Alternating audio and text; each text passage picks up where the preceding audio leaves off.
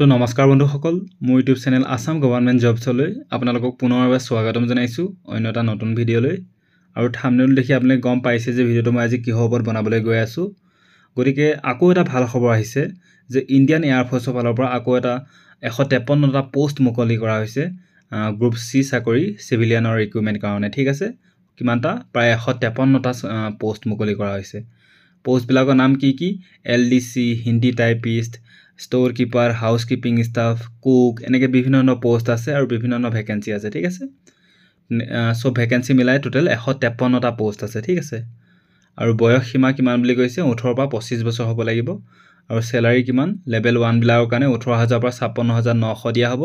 two level 2 19900 পৰা 63200 টকালৈ দৰমহা দিয়া হ'ব বুলি কৈছে আৰু এডুকেশনাল কোৱালিফিকেশন কি লাগিব 10 পাস / 12 পাস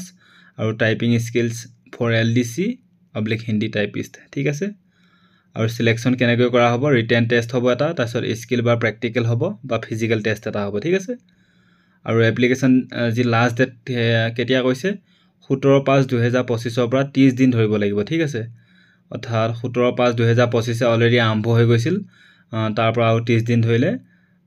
17/6/2025 মানলৈ আপুনি এপ্লিকেশন সাবমিট কৰি কমপ্লিট হ'ব লাগিব ঠিক আছে তাৰপিছত জব লোকেশন কোড আপোনালোকৰ জবটো থাকিব বুলি কৈছে various Indian air force stations বিলাক বা ইউনিট বিলাকৰ আপোনালোকৰ লোকেশনটো থাকিব ঠিক আছে এটো আপুনি ড্ৰেছত থাকিব নোৱাৰিব আপুনি এটো সিভিল এন্ট্ৰি হয় ঠিক আছে সিভিলিয়ানৰ এন্ট্ৰি হয় মানে ইণ্ডিয়ান এয়াৰ ফোৰ্সৰ ড্ৰেছ পিনি আপুনি চাকৰি কৰিব নালাগে সিভিল ড্ৰেছ পিনি আপুনি চাকৰি কৰিব লাগিব ঠিক আছে তাৰপিছত কোনবিলাক পোষ্টৰ কাৰণে কিমানটা ভ্যাকেন্সি আছে সেয়া কথা কৈছে ইয়াত লোৱাৰ ডিভিজন ক্লাৰ্ক যাক সমতে এলডিসি বুলি কোৱা হয় তাৰ কাৰণে 11টা পোষ্ট আছে হিন্দি টাইপিষ্টৰ কাৰণে এটা পোষ্ট আছে কুকৰ কাৰণে 12টা পোষ্ট আছে ষ্টোৰ কিপাৰ কাৰণে 16টা পোষ্ট আছে কাৰ্পেন্টাৰৰ কাৰণে 3টা পোষ্ট আছে পেইন্টাৰৰ কাৰণে 3টা পোষ্ট আছে মাল্টিটাস্কিং ষ্টাফৰ কাৰণে 53টা পোষ্ট আছে মেছ ষ্টাফৰ কাৰণে 7টা পোষ্ট আছে আৰু লন্ড্ৰিমেনৰ কাৰণে 3টা পোষ্ট আছে হাউসকিপিং ষ্টাফৰ কাৰণে 31টা পোষ্ট আছে আৰু ভালকেনচিয়াৰ কাৰণে এটা পোষ্ট আছে আৰু সিভিলিয়ান মেকানিক্যাল ট্ৰান্সপোৰ্ট ড্ৰাইভাৰ কাৰণে 8টা পোষ্ট আছে ঠিক আছে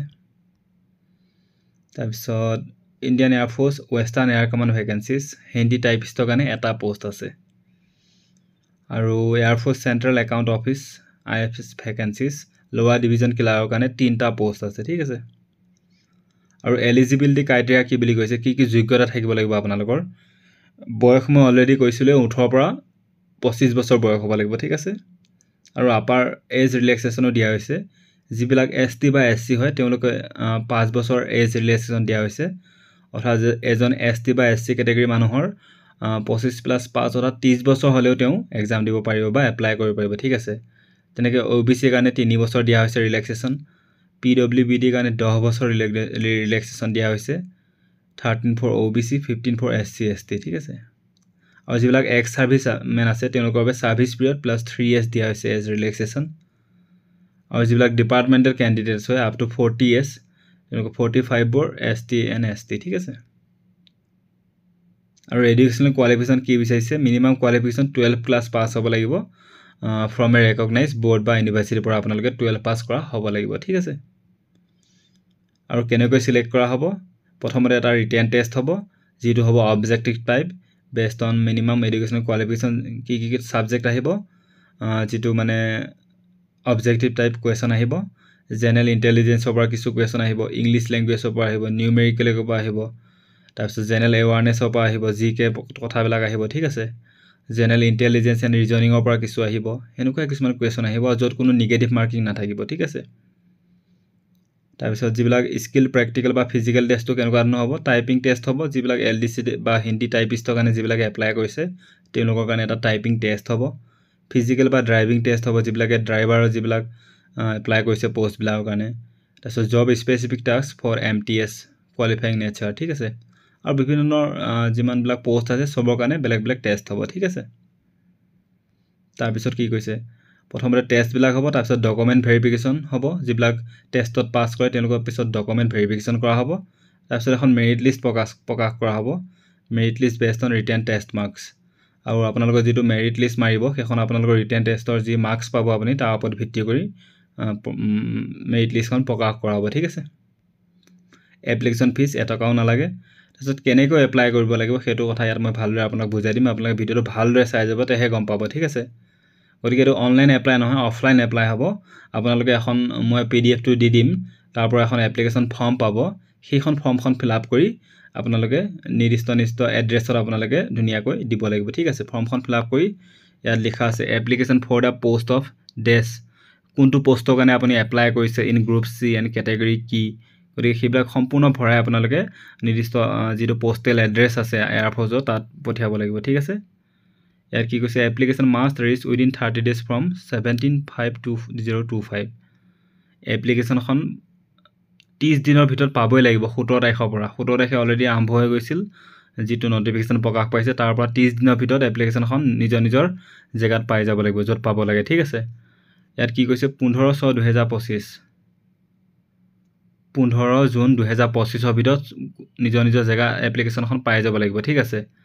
22/6/2025 for remote areas like Assam Meghalaya etcetera অৰ্থাৎ আমাৰ অসম মেঘালয় এইবিলাক ষ্টেটৰ কাৰণে 22 তাৰিখ দিছে ঠিক আছে 22 তাৰিখৰ ভিতৰত পাব লাগিব 22 জুন 2025 ভিতৰত এপ্লিকেশ্যনবিলাক পাই যাব লাগিব যদি নাপায় তেন্তে ৰিজেক্ট হ'ব ভৰায়ো একো লাভ নহ'ব ঠিক আছে তাৰপিছত মই এপ্লিকেশ্যনখনৰ গোটেই ডিটেইলছ বা পিডিএফটো মই দি দিম আপোনালোকক ডেছক্ৰিপশ্যনত তাৰ পৰা আপোনালোকে ধুনীয়াকৈ ডাউনলোড কৰিব পাৰে বা এইটো যেতিয়া ৱেবছাইটত আহিব এইটো ৱেবছাইটত মই দি দিম তাৰ পৰা তলত এনেকৈ স্ক্ৰল কৰিলে এইটো কি ৱেবছাইট indianggovernmentjobs.in যিটো ৱেবছাইট অফিচিয়েল ৱেবছাইট তাত আপোনালোকে মই এইটো দি দিম ডেছক্ৰিপশ্যনত তাৰ পৰা ক্লিক কৰাৰ লগে লগে এনেকৈ অলপ তলত অহাৰ লগে লগে আপোনালোকে এইটো ডিটেইল নটিফিকেশ্যন পিডিএফ বুলি পাইছেনে অপশ্যনটো ডিটেইল নটিফিকেশ্যন পিডিএফ য'ত লিখা আছে মই অলপ হাইলাইট কৰি দিছোঁ গতিকে ইয়াত ক্লিক কৰাৰ লগে লগে ধুনীয়াকৈ যিখন এপ্লিকেশ্যন ফৰ্ম সেইখন শ্ব' কৰিব ঠিক আছে সেইটো মই যোৱাৰ আগতে এইকেইটা অলপ পঢ়ি চাওঁ ঠিক আছে আৰু একো কোৱা নাই এইটো নটিফিকেশ্যনত এতিয়া আমি চাব পাৰোঁ ঠিক আছে তো এতিয়া বুজি পালেনে কেনেকৈ আপোনালোকে পঠিয়াব লাগিব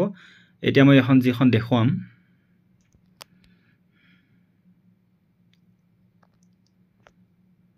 অলপ সময় ৰ'ব পিডিএফখন লোড হৈ আছে অ'কে এইখন হৈছে অফিচিয়েল নটিফিকেশ্যন ঠিক আছে এয়াৰফ'ৰ্চৰ পৰা আহিছে কোনটো পোষ্টৰ কাৰণে কিমানটা ভেকেঞ্চি আছে সকলো ডিটেইলছ অলৰেডি মই বুজাই দিছিলোঁ তাৰে ইয়াত আৰু বিতংকৈ প্ৰকাশ কৰা হৈছে ঠিক আছে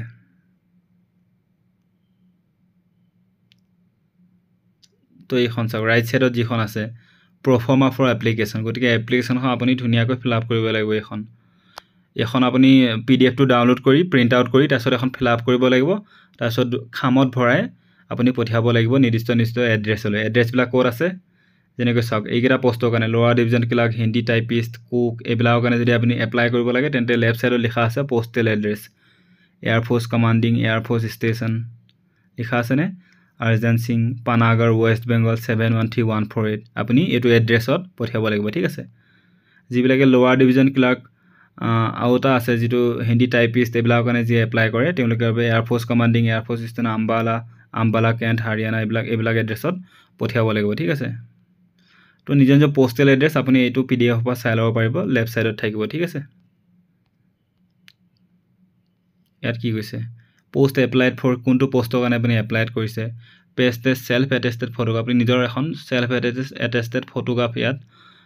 লগাই দি পঠিয়াব লাগিব ঠিক আছে তাৰপিছত আপোনাৰ দেউতাৰ নাম ডেট অফ বাৰ্থ এজ কি আপোনাৰ হাউচ নম্বৰ পোষ্ট অফিচ সম্পূৰ্ণ ডিটেইলছ আপুনি এখনত ভৰাব লাগিব ভৰাই পেলাই পোষ্ট অফিচত পঠিয়াই দিব লাগিব আপুনি যিটো পোষ্টেল এড্ৰেছ মই অলৰেডি কৈ গৈছোঁ সেইবিলাকত ধুনীয়াকৈ পঠিয়াই দিব লাগিব ঠিক আছে তো আপুনি তো ভিডিঅ'টো ইমানেই আছিল ইয়াৰ সম্পূৰ্ণ ডিটেইলছ মই ডেছক্ৰিপশ্যনত দি দিম ইয়াৰ অফিচিয়েল ৱেবছাইট এইটো পিডিএফ গতিকে আপোনাৰ একো অসুবিধা নহয় বুলি মই আশা কৰিছোঁ কিবা যদি অসুবিধা হয় আপোনালোকে মোক কমেণ্টত সুধিব পাৰে বা মোৰ পাৰ্চনেল নম্বৰত মেছেজ কৰিব পাৰে ভিডিঅ'টো ভাল লাগিল যদি লাইক আৰু শ্বেয়াৰ কৰিব আৰু মোৰ চেনেলটো যদি নতুনকৈ আহিছে আকৌ এবাৰ কৈছোঁ প্লিজ ছাবস্ক্ৰাইব কৰি ল'ব ধন্যবাদ জয় অসম